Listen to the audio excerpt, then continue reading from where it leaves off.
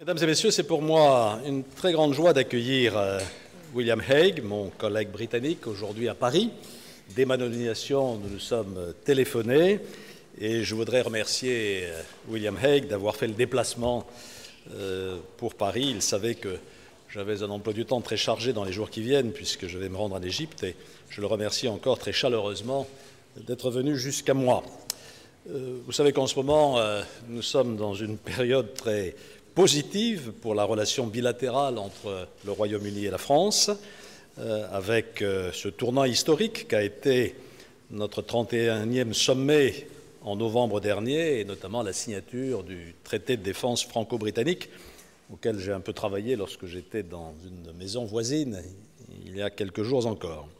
Aujourd'hui, nous avons consacré l'essentiel de notre entretien à la situation en Libye et de façon plus générale au sud de la Méditerranée, puisque nos chefs d'État et de gouvernement, le président Sarkozy et le Premier ministre Cameron, nous ont demandé de préparer ensemble le Conseil européen du 11 mars qui sera consacré à ces questions. Nous n'avons pas eu de mal à nous mettre rapidement d'accord, puisque nous condamnons avec la plus grande fermeté l'attitude du colonel Kadhafi, qui, en utilisant la violence contre son peuple, s'est discrédité. Nous demandons donc très clairement son départ. Nous avons ensuite confronté nos points de vue sur l'aide humanitaire qu'il convient d'apporter à tous ceux qui pâtissent en Libye de la situation actuelle, notamment aux réfugiés qui se pressent à la frontière de la Tunisie et qui souhaitent retourner en Égypte. Nous avons aussi envisagé le durcissement des pressions qu'il faut exercer sur le régime de Kadhafi pour l'amener à quitter le pouvoir, pression évidemment de caractère économique et financier. Nous sommes d'accord aussi pour réfléchir et même agir à la planification d'une zone d'exclusion aérienne au-dessus de la Libye si la menace d'utilisation de la force contre les populations libyennes que brandit Kadhafi se concrétisait au cours des prochains jours. Nous avons aussi, dans le cadre de la préparation de ce prochain sommet, souligné la nécessité de mieux coordonner les politiques d'immigration des pays du nord de la Méditerranée, avec pour objectif, naturellement, de rééquilibrer le développement économique entre le nord et le sud de notre mer commune pour permettre à tous ceux du sud de jouir dans leur pays de la liberté, de l'emploi, du travail, du bien-être qu'ils attendent. Enfin, nous avons également évoqué l'idée de relancer la politique de coopération entre le Nord et le Sud, c'est-à-dire de refonder l'Union pour la Méditerranée, dont nous nous rendons compte que c'est une idée plus nécessaire que jamais, en l'intégrant dans la politique de voisinage d'ensemble de l'Union européenne. Voilà ce que je voulais dire très rapidement et très simplement, en remerciant à nouveau William de sa présence ici à Paris. Thank you very much indeed. It's a huge pleasure to be here with my new colleague, Alain Juppé. And as he says, we spoke rapidly on the telephone after his appointment a few days ago, and I've made the earliest possible trip here so that we can discuss issues concerning the Middle East and North Africa, and indeed other issues on Afghanistan and Iran, as we have been discussing over lunch.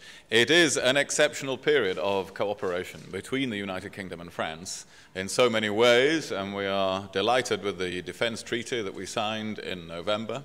And I think now the events that are taking place in North Africa call for that very close cooperation to be maintained, to be intensified in the weeks and months ahead. And after our discussions today, I'm very confident that we will be able to bring that about.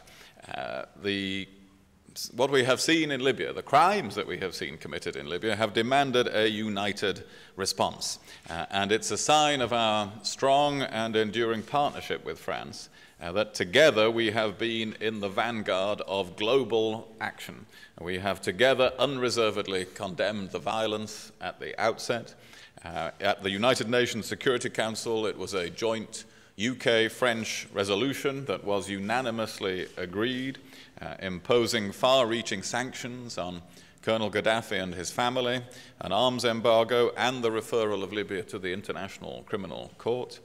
And in the European Union, we have driven together the adoption of additional sanctions which come into force today.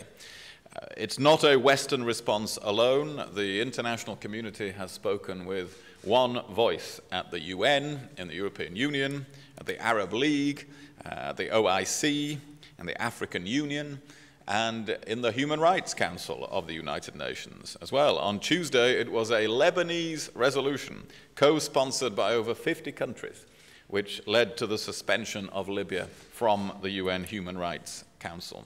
And this unity around the world shows that the actions of leaders in Libya will have real consequences. Today, we discussed how Britain and France will do everything we can to increase the pressure on Gaddafi's regime and help to bring an end to violence. And of course, we are working very closely together in responding to the emerging humanitarian crisis. We are also agreed that the international community, including the United States and our other partners, should continue to plan for different contingencies, including a no-fly zone, to ensure that we can respond swiftly and resolutely to events in Libya.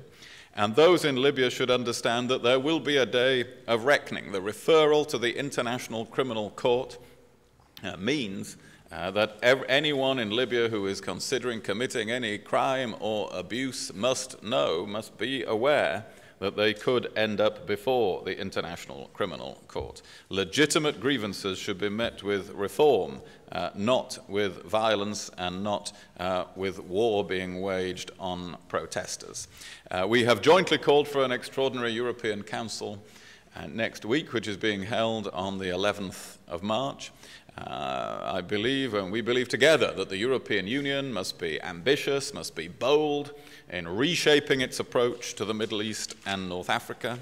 That includes, of course, the work of the Union for the Mediterranean, but also, in our view, a strong new purpose for the European neighbourhood policy.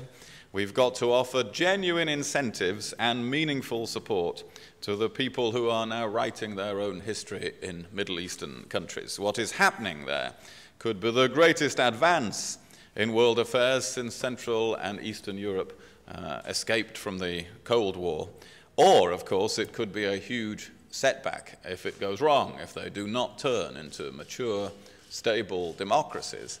Then it could be a huge setback in terms of uncontrolled migration and new breeding grounds for terrorism and extremism.